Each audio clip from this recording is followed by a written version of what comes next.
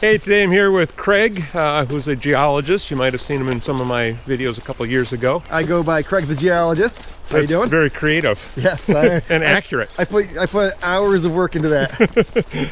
So anyhow, we're going to hit this beach. We're a little south of Augrey, or north of Augrey, Michigan. This is Lake Huron we're going to. And neither of us have been here before, so hopefully there's some rocks. That's right. We're at Alabaster. This is the Lake Huron Coastal Preserve.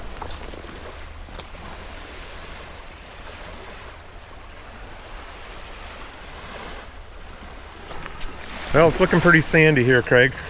Yeah. You said you checked it out and there are rocks ahead, though? Oh yeah, there's at least, I saw at least 12 or 13 rocks. Well, that's good. Yeah. And some of them as big as my pinky. It's amazing. You'll be stunned. Okay, this is going to be fun. Well, we've gotten into some rocks now. Haven't really stopped to look at too many of them because we're too busy climbing over many trees. Where have you taken me, Craig? Does this remind you of home? Yeah, we have this. All beaches, I think, have this to some extent. Yeah. Well, we have rocks on the beach now. Craig did not let me down. I don't know if they're good rocks. They look promising. Well, you want to have a look at a few with me over here? Sure. We're going to do geology now? Yeah, I mean, the first thing that jumps out is this nice Galgandatillite. Yep, I know that one. I love finding those. What are they, like 2.2 or 2.3 billion years old? Yeah, I believe that's about right. Yeah, I think it's right in between there. I think it's like 2.25 or something like that. There's actually a town up in Ontario called Goganda. Yeah, well, that's what they named the Galganda Formation for. Right. That's right. And over here we got a nice granite with some pink feldspar running through it. On my channel, we call that as a stripy rock. Stripy rock, nice. It's got that vein running through it. Got a little bit of everything over here. Got some limestone. I saw some concrete here earlier. One concrete that could be mistaken for a pudding stone? No, not that pretty. Okay. Some nice granites. There's the concrete right there. Yeah, that's the piece there I was looking at. Not a pudding stone. Also known as urbanite. Urbanite, yeah. There's quite a bit of urbanite actually over here. I'm not sure what was here before it was a preserve. Yeah, there's quite a bit. There's a bright red syenite right here. Okay, so that's syenite? This is syenite, although I would be absolutely stunned if this fluoresced. I doubt there's any sodalite in this one. Right, doesn't look like that. But those fluorescent sodalites are all real dull gray. But this is your more typical looking cyanide. So cyanide is the same as granite without the quartz, right? Yeah, basically it's a quartz poor granite. You're looking for something with a lot of feldspar, especially a lot of potassium feldspar. Potassium feldspar is red. So you can see this one. I mean, it's a really red rock. Yeah. All right, so what we've got here is a nice red quartzite. Red, very likely from the iron content in it. You can see it's a little bit glassy looking. And what you see here is some relict layering through here. I don't know how well it's showing up by camera. Hopefully it's pretty visible. But that layering comes from when this started out its journey as a sandstone. All quartzite starts off as a sandstone and undergoes metamorphism.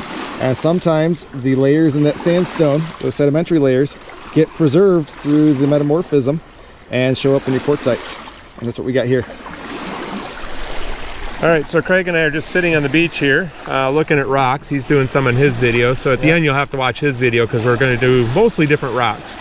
So what do we have here? I found this one and asked him what it was because I had no idea. Yeah, this is a pretty awesome rock that that Rob found. Told me I couldn't use it on my video. Very selfish of you, Rob. We got to take turns. Well, you found it anyways, but yeah, absolutely. So this is very smooth. And here I'm really relying on the texture to tell me what this is. Incredibly smooth. What you have here is a mudstone. And mudstone is exactly what it sounds like. It's a sedimentary rock made out of hardened mud. But it gets really beautiful up around here. You see this layering in here, very, very fine layering. And you have these layers of that same red mud with quartz in between it. Now, I'm not 100% certain, but I believe what we might be looking at there is varves. And varves are sedimentary layers caused by seasonal variations in the amount of sediment that gets dumped into lakes typically. So what you would have is in the wintertime, when things get frozen, there's snow and ice around, you don't have very much river flow into the lakes. So you don't have very much sediment being dumped in. And so the finer grained mud settle out. So that might be your red mud layers in there. That is what we're looking at. Whereas in the summertime, you've got your summer storms, you got your spring melt is dumping a lot of sediment in. And so you get your larger quartz sands that are showing up. So I believe what we're seeing in this layering here is probably some seasonal layering where you have winter months, mud, that red mud being deposited. And during the summer months, you get those quartz layers being deposited. I think that might be banded iron formation, but I'm not 100% sure. Actually, the more I look at it, I'm not sure. But what do you think? Yeah, it might qualify as banded iron formation. It's definitely, the red is from iron in there. Yeah. I'm not sure if that's hematite or hematite or however you pronounce it. Yeah, hematite, yeah. I would say this is probably a low-grade iron formation. That is, it's not something you would want to mine, but it probably qualifies. Yeah, don't see that many of those in here. You see them up in the UP a lot. Yeah, that's true. Craig went back for his bag of stuff he left on the beach behind. He didn't know that I like to walk as far as I do. But I just found a really nice pudding stone. Really small little clasps in it, little piece of jasper there. But it's pretty nice. I'll show him what he missed when he gets back. Lots of Gogandatillite on this beach. Kind of everywhere. Another pudding stone right there. Not a good one, but a little bit of jasper. A nice vein in this one.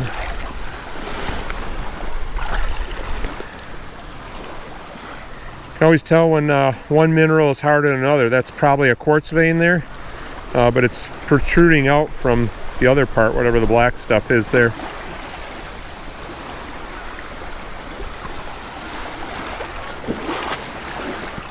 Some geese flying over.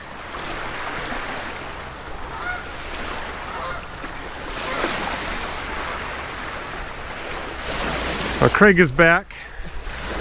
I found stuff while you were gone I wanted to show you. So, found a nice pudding stone. Oh, nice. So, I'm not going to keep that. You can have it if you want it. No, I'm good, thank you. And I guessed that this is a quartz vein sticking out here. Yeah, that's quartz. Looks like it's got feldspar on the outsides of it. Looks like I got a dead bug on my hand here. And then, yeah, quartz right in the center there. And what's the black? Do you have any idea what that might be? It's definitely a metamorphic rock of some sort from the look of it. It is likely to be either gneiss or amphibolite. I suspect that I might over-identify stuff as amphibolite, but this does not have the texture you'd expect of a gneiss. So I'm going to go ahead and call that an amphibolite. So if it's nice, wouldn't it have to have more stripes? I mean, that aren't these veins. You would expect that the nice foliation, the banding in that, and so gneiss doesn't always have it, but it usually has it. That's the reliable indicator, which is why I'm going with amphibolite for this guy. Amphibolites are typically black or very dark colored, composed of a lot of amphiboles, and that's what I suspect we got going on here. And what is an amphibole?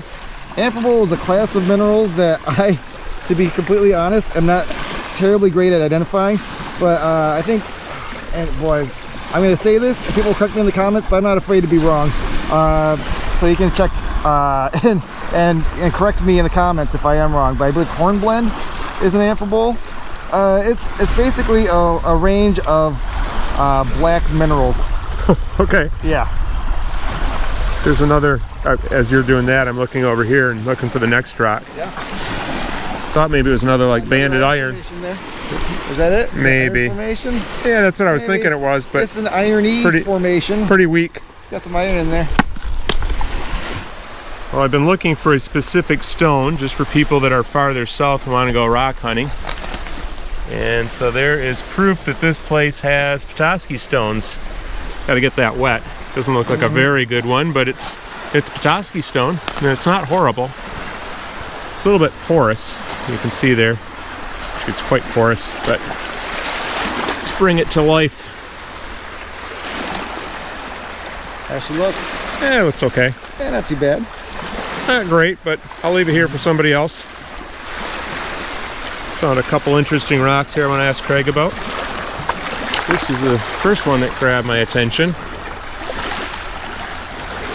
I picked it up because it's beautiful, but what makes all those different veins in there?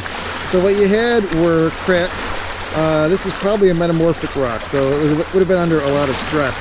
And under the shear and the stress, you do get cracks, and as soon as you get a crack forming, water starts flowing through it. It would have been very hot water, and it would have deposited the minerals in it. Now this is a good example to talk about the law of cross-cutting relationships, the kind of thing you see on my geology channel a little bit more. But the law of cross-cutting relationships says that whatever vein cuts across the others is the youngest. So you can see the order in which the veins formed here. This vein here cuts across this one. So this is the oldest vein probably. This one's younger. And then you come down to this guy here. This one cuts across that one. So this is the younger one. So you can actually tell the relative ages of each little vein in this rock. That's the law of cross-cutting relationships. I forgot I was going to show the other rock too. The other rock is this one. Sorry. I was going to ask you what this might be, if you know. This? I have no idea for that one. Well, it's green, and green is very Epidote. uncommon. Yeah, it's very uncommon rock color unless you're starting to talk about epidote or serpentine, things that start to get metamorphic. We do have sort of a wastebasket term for metamorphic green rocks. They're called greenstone. That being very different from Isle Royal greenstone, the state gemstone. I often call these metamorphic greenstones just so that nobody gets excited about it. But greenstones, true metamorphic greenstones, they have a range of colors. This is actually kind of a bluish green, so I'm not even so sure about the epidote being the main component in this. On a microscopic level, it could have fluorite, could have some talcs, could have a whole range of different things. It's not a beautiful rock. Yeah, definitely not just green though. I hope the camera's picking up the blue in that. It's got just a little hint of turquoise blue. But yeah, honestly, I can't tell you exactly the rock variety. This is something that most geologists will look at and say, okay, that's a greenstone. Oh, that works for me. Yep. And it's a green stone also. It works, it works for the pros, it should work for you. Just found one of my favorite rocks.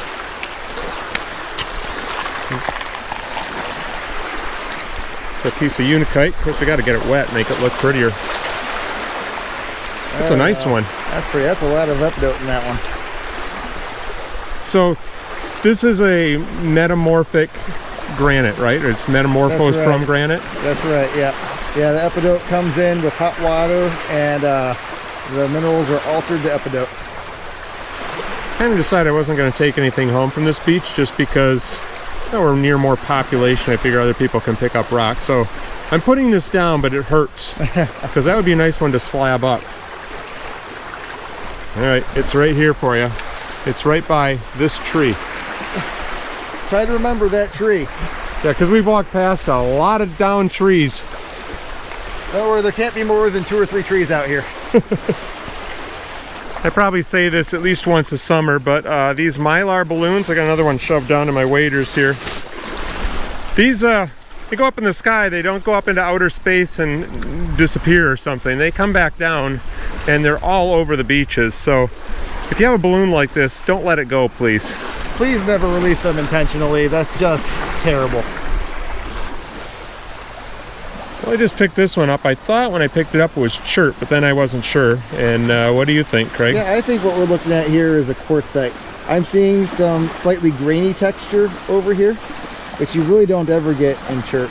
No. So this tells me this is probably a quartzite. And this beige material up here, this could be a more of a muddy material that underwent the metamorphism, whereas down here you would have had a fine-grained sandstone probably. But check out what looks like kind of an ugly brown, but only because it's been weathered here. You got pyrite running all throughout your piece here. Is that unusual to find with quartzite? Because I find it in limestone sometimes. It's fairly unusual. I wouldn't call it rare, but most quartzite does not have any pyrite associated with it. Craig just pulled one out of the bank over there for me, and I rinsed it off because he's not wearing waders. That's a really cool looking rock. Beautiful. You want to hold it? I'll see if I got the strength to do that. It's a heavy one. It is. Any idea what we're looking at there? Because I would have no idea. So I want to say something about that. A lot of people who are almost experts are terrified of ever being wrong, or are terrified of saying, I don't know. And you know what? When you know what you're talking about, you're not ashamed to say, I don't know what this is. And honestly, I don't know what this is. If I really wanted to analyze this, I'd have to break it apart and really get into it. And I'm not doing that today. It's a beautiful rock that is really testing the strength of my fingers. And here it goes. Let her go. Okay. Wow.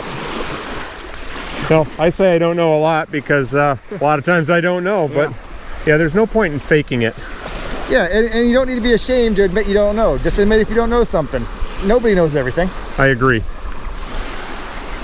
And so I just picked this one up and double checked with Craig, because my guess was that this is slag, and I almost thought it was a piece of road, but yeah, it's definitely slag. Piece of what? A piece of road. Okay. Piece of road asphalt, but no, that's definitely slag. You see that bubbly texture there. Yeah, that's those bubbles. Slag. And then you just picked up. Got a piece of coal right here, and this doesn't have any natural business being out here. This is something that would have fallen off of a freighter probably. Right. I tried to light a piece of that on fire. Couldn't do it. Nope. Yeah, I don't know. Maybe you gotta crush it up or something. Oh yeah, actually, I don't know if this catches the light right. It's catching the light for me. Here we go. Ooh. Nice. Okay, I've got a tough one for you. All right. You ready? What's that one? Well, I don't want to get too technical on you, but most geologists would classify that as a stripy rock. That's correct. I can verify that one for sure. It's a stripy rock. All right, good. I'm glad you approved. I just found one that I might go back on what I said about not taking anything home with me, because that's a beautiful little pudding stone. Oh, it's good all the way around. I don't know. Should I leave it for somebody else? I feel like I should. The reason I'm feeling like that is because most of the places I go rock hunting are really remote, and there's not other people looking for rocks, but this is a place where probably more people come looking. You know what, Rob? That's a beautiful one. I just don't think other people will appreciate it the same way you do. I think it's got to go home with you. I'm going to leave it here. Unless you want it, you're welcome to take it, but I'm going to leave it. But that one's beautiful. That's a really good one. I'm just going to be the devil on your shoulder, Rob. I don't know. I'm doing it. I'm leaving it there. It could get washed out in the lake and never seen again. Yeah, it'll come back eventually. That hurt, though. That hurt bad. Just grabbed this one, and I wasn't sure exactly. I said, what do you think? Unakite? Because it's kind of unakite-ish, and the geologist here kind of agrees. It's got a little bit of green in there. Yeah. Now, I don't know what this brown stuff is. Now, fun fact about unakite, it's named after the Unaka, maybe Unak, I'm not sure how it's pronounced, mountains in North Carolina, but this is a rock shop term. It is not a geological classification. So how much epidote do you need to have in your granite to call it an unakite? Okay. Well, there is no classification. Technically, any granite that's got any epidote in it whatsoever, you can call an unakite. I prefer to call things that are mostly green unakite, but there is no standard definition. Okay. I didn't know, but yeah, there's epidote with a little bit of feldspar in it, and there's stuff that's mostly feldspar, but I figure if it's got both, it's good enough for me. Yep. Technically speaking, if it's a granite, it's got any epidote in it at all, you can call it an unakite. Whether or not you should, I don't know, but you can. So Craig, if people want to learn more geology from you, you're on the internet in a couple places? I am all over the place on the internet. So I've got a fairly new YouTube channel, Craig the Geologist, and I tend to dive more into the science of the rocks and how to identify them. I'm also editor and founder of a magazine called Great Lakes Rock Hunter. It's a digital magazine, and we publish every 2 months now. And I also help run a group called Rock Hunters of the Great Lakes. And that's a great group of people all over the Great Lakes region, not just Michigan, but any place that we say within about 300 miles of a lake. And we help you identify stuff, we help you plan your trips, and we're just a real friendly community. All right, so we'll leave some links in the description, so click on one of those and you can go see Craig in one of those places. I'm all over. Looking forward to meeting you.